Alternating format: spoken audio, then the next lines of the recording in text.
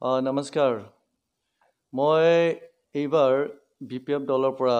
4 times ticket পাইছোঁ আৰু ticket পোৱাৰ পিছত মই আকৌ নিৰ্বাচনত নামিছোঁ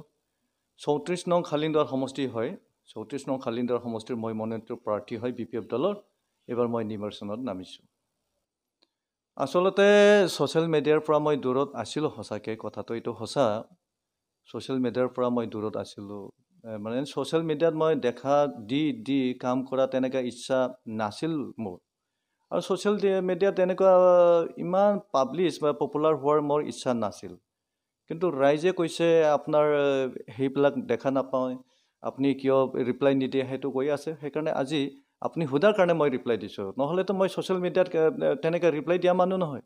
মই ৰাইজৰ মাজত একদম অতপত সম্পৰ্ক ৰাখি ৰাইজৰ লগত একদম কথাবিলাক আলোচনা বিলোচনা কৰি ৰাইজৰ মাজত থাকি কাম কৰি আহিছোঁ সোশ্যাল মিডিয়াত ইমান পাব্লিচিটি সোশ্যাল মিডিয়াৰ হিৰো হোৱাৰ মোৰ সপোন নাছিলে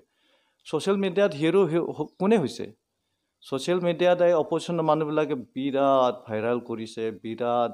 মিছা কথাবিলাক বনাই কৈছে তেখেতসকলে সোশ্যাল মিডিয়াৰ হিৰো আমিতো সোশ্যাল মিডিয়াৰ হিৰো মই নহয় মই সোশ্যাল মিডিয়াৰ পৰা দূৰত আছিলোঁ মানে প্ৰয়োজন এনেকুৱা ইমান প্ৰয়োজন নাছিল বুলি মই ভাবিছিলোঁ আজি আপুনি মোৰ লগতে কুৱেশ্যনবিলাক সুধিছে মই এনচাৰটো দিছোঁ মোক BTCৰ যুৱৰাজ বুলি কোনোবা কৈছে যদি সেইটো বনাই কৈছে মই এইবিলাক কথাত গৌৰৱ নকৰোঁ অহংকাৰ নকৰোঁ কাৰণ যুৱৰাজ এইটো মই মিনিংটো ইমান বুজি নাপাওঁ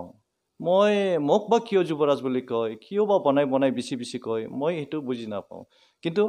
মই ধন্যবাদ দিছোঁ যদি মই যুৱৰাজ নহ'লেও যদি মোক যুৱৰাজ বুলি কৈছে মই তেখেতসকলক ধন্যবাদ দিছোঁ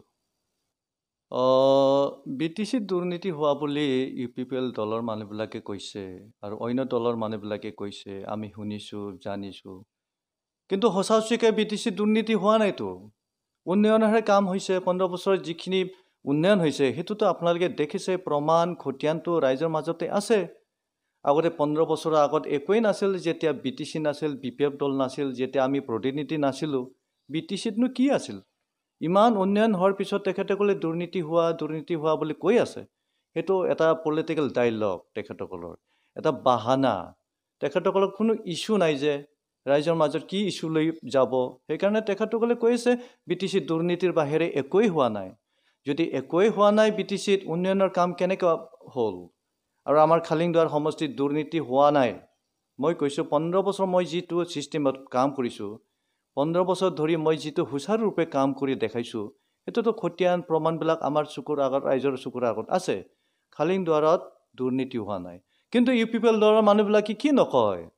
UPPL দলৰ মানুহবিলাকে কি বনাই যে কয় আমাৰ লাজো লাগে দুখো লাগে তেখেতসকলক মই সেইকাৰণে কৈছোঁ ৰাইজৰ মাজত মিটিং মাতাঙত মই কৈছোঁ ছাগলীয়া নাখায় কি UPPL দলৰ মানুহবিলাকে নকয় কি এই কথাটো মই কৈছোঁ তেখেতসকলে সব কথা ক'ব পাৰে বনাই ক'ব পাৰে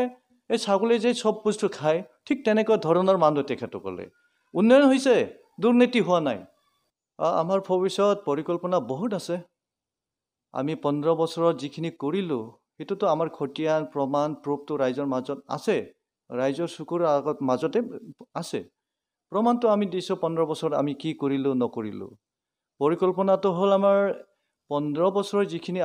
আমি কাম কৰিবলৈ নোৱাৰিলোঁ যিখিনি কাম ৰৈছে যিখিনি কৰণীয় কাম আৰু বাকী আছে সেইবিলাক পৰ্যায়ক্ৰমে এটাৰ পৰা এটা কৰি থকা আমাৰ পৰিকল্পনা আছে আৰু সদায় আমাৰ পৰিকল্পনা থাকিব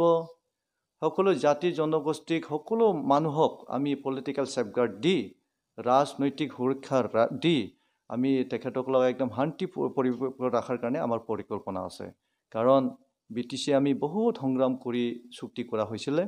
এই BTC একৰ্ডৰ দ্বাৰা 15 বছৰৰ দ্বাৰা আজি উন্নয়ন হৈছে শান্তি পৰিৱেশ হৈছে সকলো জাতি জনগোষ্ঠীৰ মানুহ এই অঞ্চলত বিন্দাস দিন ৰাত ঘূৰিব পাৰে ফুৰিব পাৰে কোনো টেনচন নাই পলিটিকেল সেফগাৰ্ড শান্তি পৰিৱেশ সেইটো আমি সদায় বজাই ৰাখাৰ কাৰণে আমাৰ পৰিকল্পনা আছে আৰু আমাৰ পৰিকল্পনা আছে সকলো জাতি জনগোষ্ঠীৰ মাজত আৰু উন্নয়ন হওক সকলো জাতি জনগোষ্ঠীৰ ডেভেলপ হওক সেই পৰিকল্পনাটো বৰ্তমান আমাৰ হাগ্ৰামা মহল্লাৰ দেৱে পৰিকল্পনাটো লৈছে আৰু তেখেতে বৰ্তমান মিটিং মাতাং এইবিলাকত তেখেতে শুনাইছে আৰু মই কম তেনেকুৱা বহুত পৰিকল্পনা আছে আমাৰ খালিংদুৱাৰ সমষ্টিৰ 15 বছৰ যিখিনি আৰু কাম কৰিবলগীয়া আছে ক'ৰবাত ৰাস্তা এটা বনাব লগা আছে, ক'ৰবাত কালভাৰ এটা বনাব লগা থাকিল, ক'ৰবাত ৰাজহুৱা অনুষ্ঠানৰ কিবা কাম কৰিব লগা বাকী থাকিল, সেইবিলাক কৰি দিয়াটো আমাৰ পৰিকল্পনা, আমি দায়বদ্ধতা, আমাৰ প্ৰতিজ্ঞাবদ্ধ, তেনেকুৱা প্ৰমিছ আছে, আমি কৰি যাই থাকিম। কাৰণ আমি পলিটিক্সত যদিও আহিছোঁ, পলিটিকেল আমি ইমান নাজানো, কিন্তু কাম কৰাটো আমাৰ পলিটিক্স, কাম কৰাটোৱে আমাৰ পলিটিক্স। মই খালিংদৰ সমষ্টিৰ পৰা 3 বাৰ জিকিছিলোঁ, বিপুল ৰাইজৰ বিপুল ভোট পাই মই 3 বাৰ জিকিছিলোঁ, নিৰ্বাচিত হৈছিলোঁ। এইবাৰ আকৌ 4th টাইমৰ কাৰণে মই জিকিম। খালিংদৰ সমষ্টিত মোৰ লগত প্ৰতিদ্বন্দ্বিতা কৰিব তেনেকুৱা দল বা প্ৰাৰ্থী নাই বুলি মই ভাবোঁ। কাৰণ যিটো ৰাইজৰ সমৰ্থন, পাব্লিকৰ যিটো ছাপৰ্ট, যিটো মোৰ প্ৰতি বিশ্বাস আস্থা, সেইটো দেখি মোৰ এটা বিশ্বাস হৈছে এইবাৰ মোৰ লগত কণ্টেষ্ট কৰিব লগা পাৰ্টি বা প্ৰাৰ্থী তেনেকুৱা নাই বুলি মই ভাবোঁ। কণ্টেষ্ট যদিও কৰিব, বহুত ব্যৱধানত বহুত দূৰত থাকিব। যিকোনো দল, UPPL দল কওক বা BJP দলে কওক, ব্যৱধানটো বহুত দূৰত থাকিব। মইতো বিপুল ভোট পাই জিকিম। BTCত আমি BPF দলে মেজিক নাম্বাৰ পাম আৰু চৰকাৰ গঠন কৰিব পৰাটো একদম ফাইনেল হৈ আছে। মেজিক নাম্বাৰ বুলি ক'লে আমাৰ সংখ্যাগৰিষ্ঠতা তেনেকুৱা জিকিব 25টা 30টা ইয়াৰ মাজত আমাৰ BPF কেণ্ডিডেট জিকাটো ফাইনেল হৈ আছে। বৰ্তমান হয়তো 30টা আসনৰ বেছি হ'বও পাৰে। আমি চৰকাৰ গঠন কৰাটো, BPF দলে চৰকাৰ গঠন কৰাটো ফাইনেল হৈছে।